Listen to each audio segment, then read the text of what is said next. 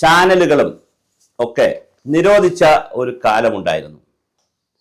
അടിയന്തരാവസ്ഥ കാലത്ത് പത്രങ്ങളൊക്കെ നിരോധിച്ചിരുന്നു. അന്ന് ചാനലുകളില്ല. പത്രത്തിൽ എഴുതുന്ന പത്രപ്രവർത്തകരെയൊക്കെ അറസ്റ്റ് ചെയ്തിരുന്നു. വളരെ സെൻസർഷിപ്പ് ഉണ്ടായിരുന്നു. നമുക്കൊരു സ്വദേശാമാനി രാമകൃഷ്ണപിള്ളയുണ്ട്. അദ്ദേഹത്തെ നാട് കടത്തി അദ്ദേഹത്തിൻ്റെ പ്രതിമയൊക്കെ തിരുവനന്തപുരത്ത് വെച്ചിട്ടുണ്ട്.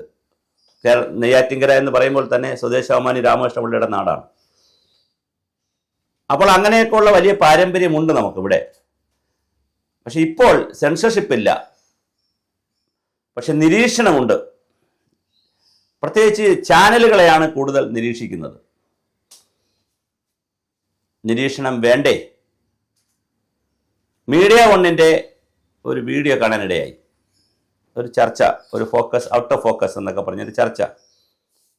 അതിൽ അവർ പറയുന്നുണ്ട് മീഡിയ വണ്ണിനെയാണ് ഏറ്റവും കൂടുതൽ കേന്ദ്ര ഏജൻസികൾ നിരീക്ഷിക്കുന്നത്. സ്വാഭാവികമല്ലേ?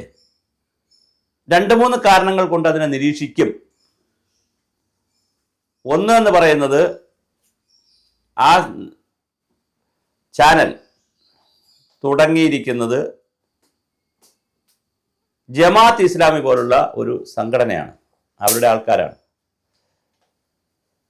ജമാഅത്ത് ഇസ്ലാമി ഡയറക്റ്റായിട്ട് ഒരു കേസിലും അങ്ങനെ ബന്ധപ്പെടുന്നില്ല ഇന്ത്യയിൽ. പക്ഷേ പല പല കേസുകളുടെയും സാമ്പത്തിക സ്രോതസ്സുകളെക്കുറിച്ച് ജമാഅത്ത് ഇസ്ലാമിയെയും മദ്രസകളെയും ഒക്കെ ബന്ധിപ്പിക്കുന്ന അപൂർവം കേസുകളുണ്ട്. എല്ലായിടത്തും ഇല്ല, അപൂർവം കേസുകളുണ്ട്, വളരെ അപൂർവം കേസ്. അപ്പോൾ അപൂർവം കേസുകൾ ഉള്ളത് കൊണ്ട് തന്നെ അതൊരു നിരീക്ഷണവുമായി ബന്ധപ്പെടുത്തിയിട്ടൊരു വലയത്തിലുണ്ട് എന്നുള്ളതാണ്. മുസ്ലിങ്ങൾ നടത്തുന്നു എന്നുള്ളത് കൊണ്ട് നിരീക്ഷണ വലയത്തിൽ വരണം എന്ന് നിർബന്ധമില്ല. കാരണം ക്രിസ്ത്യാനികളും ഇവിടെ നടത്തുന്നുണ്ട്. ബൈബിളിൻ്റെ TV ഉണ്ട്. പിന്നെ ക്രിസ്ത്യാനികളുടെ മാത്രം കാര്യങ്ങൾ പറയുന്ന ഒരുപാട് TV ഉണ്ട്, ചാനലുകളുണ്ട്. അതുകൊണ്ട് അങ്ങനെ നിരീക്ഷണിക്കുന്നില്ല. അല്ലാതെ ഹിന്ദുക്കൾ നടത്താത്ത ചാനലുകളെല്ലാം നിരീക്ഷിക്കുക. ബാക്കി മാത്രമല്ല, ഇപ്പോൾ കേരളത്തിലാണെങ്കിൽ ജനൻ TV ഒഴിച്ച് ബാക്കിയെല്ലാം ഏറ്റവും കൂടുതൽ BJP RSSനെയൊക്കെ വിമർശിക്കുന്ന ചാനലുകളാണല്ലോ. പലത് റിപ്പോർട്ടർ ചാനലൊക്കെ നന്നായി വിമർശിക്കുന്ന ചാനലാണ്. അതുകൊണ്ട് അവരെയൊക്കെ നിരീക്ഷണത്തിൽ വയ്ക്കുകയല്ല. അപ്പോൾ രാഷ്ട്രീയമായൊരു നിരീക്ഷണമല്ല. എന്തെങ്കിലുമൊക്കെ തെളിവുകളോ അല്ലെങ്കിൽ എന്തെങ്കിലും സൂചനകളോ കിട്ടാതെ ഒരു ഏജൻസി അങ്ങനെ ചെയ്യാൻ സാധ്യത വളരെ കുറവാണ്. പൊളിറ്റിക്കലായിട്ട് അങ്ങനെ കുറവാണ്. ഒന്നാമത്തെ കാര്യം. രണ്ടാമത്തെ കാര്യം, മീഡിയ വൺ ചാനൽ തന്നെ നമ്മൾ ശ്രദ്ധിച്ചു കഴിഞ്ഞാൽ അതിൽ കുറച്ചെങ്കിലുമൊക്കെ ആളുകൾക്ക് ഒരു നെഗറ്റീവ് കിട്ടുന്ന, അതായത് ഭരണകൂടം എല്ലാം തെറ്റാണ്, കോടതി തെറ്റാണ്, ഇലക്ഷൻ കമ്മീഷൻ തെറ്റാണ്, ഈ രാജ്യമേ തെറ്റാണ്, ഇന്ത്യ എന്ന് പറയുന്ന രാജ്യമേ തെറ്റാണ്, BJP ഭരിക്കുന്നത് ഇലക്ഷനിലൂടെയാണ് വന്നത്, 3ാമത്തെ ടൈം നരേന്ദ്രമോദി വന്നിരിക്കുന്നത് ഇലക്ഷനിലൂടെയാണ്. അപ്പൊ ഇലക്ഷന് ബഹുമാനമില്ല. നരേന്ദ്രമോദിയെ ബഹുമാനിക്കേണ്ട, പക്ഷെ ഇലക്ഷനെ ബഹുമാനിക്കണ്ടേ? ഇലക്ട്രോണിക് വോട്ടിംഗ് മെഷീനാണെന്ന് പറഞ്ഞ് വലിയ ബഹളം കാണിച്ചിട്ടുണ്ട് ആ കാലഘട്ടത്തിൽ. പക്ഷേ കർണാടകത്തിൽ വന്നു, ആന്ധ്രാപ്രദേശിൽ വന്നു, അതുപോലെ തന്നെ മറ്റ് രാജസ്ഥാൻ, അങ്ങനെ പല സംസ്ഥാനങ്ങളിലും, ഹിമാചൽ പ്രദേശ്, അങ്ങനെ പല പല സംസ്ഥാനങ്ങളിലും കോൺഗ്രസ് വരുമ്പോൾ പ്രശ്നമില്ല. കോൺഗ്രസ് വന്നില്ലെങ്കിൽ EVMൽ പ്രശ്നമാണ്. അത്തരത്തിലുള്ള വാർത്തകൾ, അതുപോലെ തന്നെ പൗരത്വവുമായി ബന്ധപ്പെടുത്തിയിട്ടുള്ള വാർത്തകൾ, ആന്റി നാഷണൽ എന്ന് തോന്നിക്കുന്ന ഒരുപാട് വാർത്തകൾ നമുക്ക് കേൾക്കുമ്പോൾ തോന്നും ഇത് ആന്റി നാഷണലാണോ?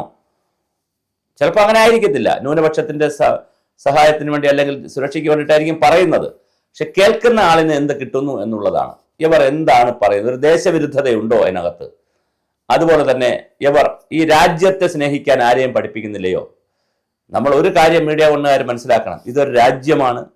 അതൊരു ജോഗ്രഫിക്കൽ യൂണിറ്റി മാത്രമല്ല, ഒരു കൾച്ചറൽ ഡൈവേഴ്സിറ്റി ഉണ്ട് ഇവിടെ. ഇവിടെ ഒരുപാട് വിഷയങ്ങളുണ്ട്.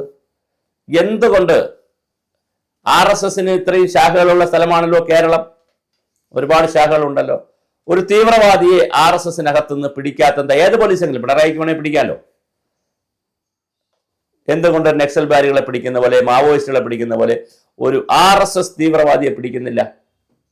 അല്ലെങ്കിൽ RSS തീവ്രവാദി ഉണ്ടോ? RSS അല്ലാതെ ഒരുപാട് കാര്യം പറയുന്നുണ്ട് അവർ. എന്തുകൊണ്ടൊരു ക്രിസ്ത്യൻ തീവ്രവാദി ഉണ്ടാകുന്നില്ല? ISISലെ 16 വയസ്സായ ഒരു കുട്ടിയെ അയക്കാൻ ഉമ്മയും വാപ്പയും തയ്യാറാവുന്നു, രണ്ടാനച്ഛനും തയ്യാറാവുന്നു. ഒരു ക്രിസ്ത്യൻ ഫാമിലി തയ്യാറാകുമോ? ഒരു ഹിന്ദു ഫാമിലി തയ്യാറാകുമോ? ഇനി പാകിസ്ഥാനിലുള്ളൊരു ഹിന്ദു ഫാമിലി തയ്യാറാകുമോ പാകിസ്ഥാൻ ഗവൺമെന്റിനെതിരെ തീവ്രവാദ പ്രവർത്തനം നടത്തി പാകിസ്ഥാൻ ഗവൺമെന്റിനെ അട്ടിമറിക്കാൻ, അല്ലെങ്കിൽ പാകിസ്ഥാൻ പ്രസിഡന്റിനെ കൊല്ലാൻ? ബംഗ്ലാദേശിൽ ചെയ്യുമോ? ലോകത്തേതെങ്കിലും ഒരു രാജ്യത്ത് ചെയ്യുമോ? ചെയ്യില്ല. കാരണം അല്ലെങ്കിൽ അതിന് സാമ്പത്തിക സ്രോതസ്സുണ്ടോ? ഇല്ല. ക്രിസ്ത്യാനികൾ ആരെങ്കിലും ഇങ്ങനെ മതപരിവർത്തനത്തിനും സ്നേഹത്തിലൂടെ ആളുകളെ സുവിശേഷം പറഞ്ഞ് മാറ്റുന്നതിനൊക്കെ അല്ലാതെ തല്ലി കൊന്ന് വിഗ്രഹം ഉടച്ച് അമ്പലം പൊളിച്ച് പള്ളി പൊളിച്ച് അങ്ങനെയൊക്കെ മതപരിവർത്തനം നടത്താനോ മതത്തെ സ്ഥാപിക്കാനോ നടക്കുന്നുണ്ടോ? അപൂർവം ഇല്ലല്ലോ. അപ്പൊ ഇത്തരം കേസുകളിൽ മുസ്ലിമിലെ ഒരു വിഭാഗമാണ്, എല്ലാവരും ഇല്ല, മീഡിയ വണിലെ തന്നെ എല്ലാവരും അങ്ങനെയല്ല. പ്രമോദ് രാമൻ ഉൾപ്പെടെയുള്ള ഒരുപാട് ആളുകൾ അതിനകത്തുണ്ട്. പക്ഷെ വളരെ കുറച്ച് പേരെങ്കിലും പറയുന്നതും ചെയ്യുന്നതുമൊക്കെ ഒരു ദേശവിരുദ്ധതയല്ലേ എന്ന് സാമാന്യ ജനങ്ങൾ തെറ്റിദ്ധരിച്ച് പോയാൽ അതിൽ കുറ്റം പറയാൻ പറ്റുമോ? മീഡിയ വൺ അപ്പോൾ അങ്ങനെ ചിന്തിക്കണം. മാധ്യമ പത്രം ഉണ്ടല്ലോ, മാധ്യമം മാഗസിനും ഉണ്ടല്ലോ, പക്ഷെ അതെന്ത് കൃത്യമായി നിലവാരം പുലർത്തുന്നുണ്ട്? മാധ്യമം മാഗസിൻ എല്ലാവരും വായിക്കുന്നതാണ്. അവർ ദേശവിരുദ്ധത പറയാറില്ല, ഒരിക്കലും പറയാറില്ല. ചന്ദ്രിക പോലും പറയാറില്ല, ലീഗിന്റെ ചന്ദ്രിക പോലും പറയാറില്ല. അപ്പോൾ എന്തുകൊണ്ട് ISIS എന്ന് പറയുന്ന ഒരു വിഭാഗം വരുന്നു? എന്തുകൊണ്ട് പിന്നെ എന്താണ് ബില്ലാദിന്റെ പരിപാടികൾ വരുന്നു? JK മുഹമ്മദ് എന്തുകൊണ്ട് വരുന്നു? എന്തുകൊണ്ട് തീവ്രവാദി സംഘടനകൾ വരുന്നു എന്ന് ചർച്ച ചെയ്യണ്ടേ? അപ്പൊ അങ്ങനെ ചർച്ച ചെയ്യുമ്പോൾ മുസ്ലിം വിഭാഗത്തിൽപ്പെട്ടിട്ടുള്ള കുറച്ച് ചെറുപ്പക്കാർ, ഇപ്പൊ നോക്കൂ, അവിടെ കാശ്മീരിലും ഡൽഹി സ്ഫോടനത്തിലൊക്കെ പിടിച്ചതാരാ? വൈറ്റ് കോളർ ആളുകളെയാണ്, വൈറ്റ് കോളർ അജണ്ട നടപ്പിലാക്കുന്ന ആളുകളെയാണ്. അതിനെ തള്ളിപ്പറയണ്ടേ?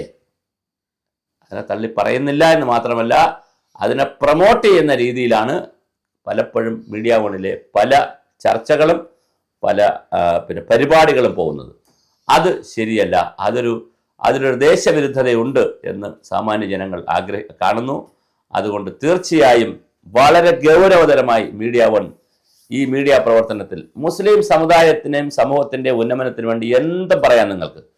നിങ്ങൾക്ക് കേന്ദ്ര സർക്കാരോ സംസ്ഥാന സർക്കാരുകളോ നടപ്പിലാക്കുന്ന പദ്ധതികൾ പരിചയപ്പെടുത്താം, കുറ്റങ്ങൾ പറയാം, അതിലെ വിവേചനങ്ങൾ കാണിക്കാം, മുസ്ലിം സമുദായത്തിൻ്റെ അരക്ഷിതാവസ്ഥ ഉണ്ടെങ്കിൽ കാണിക്കാം, എന്ത് നല്ല കാര്യവും കാണിക്കാം, നടക്കുന്ന കാര്യങ്ങൾ കാണിക്കാം. അല്ലാതെ ഒരു മോഡിയോട് എതിർപ്പുണ്ട് അല്ലെങ്കിൽ BJPയോട് എതിർപ്പുണ്ടെന്ന് പറഞ്ഞ് ഒരു ആൻറ്റി നാഷണൽ ലൈനിലുള്ള ഒരു ദേശവിരുദ്ധ ലൈനിലുള്ള ചിന്തകൾ സമൂഹത്തിൽ കുത്തിവെക്കുന്ന ഒരുപാട് വാർത്തകളുണ്ട് എന്നുള്ളതാണ് നിങ്ങളെക്കുറിച്ചുള്ള പരാതി. എനിക്കങ്ങനെ പരാതിയില്ല, പക്ഷേ നാട്ടിൽ അങ്ങനെ ഒരു വർത്തമാനമുണ്ട്. അത് തിരുത്താൻ മീഡിയ വൺ പ്രമോദ് രാമനും സംഘവും ശ്രമിക്കുമെന്ന് നമുക്ക് കരുതാം.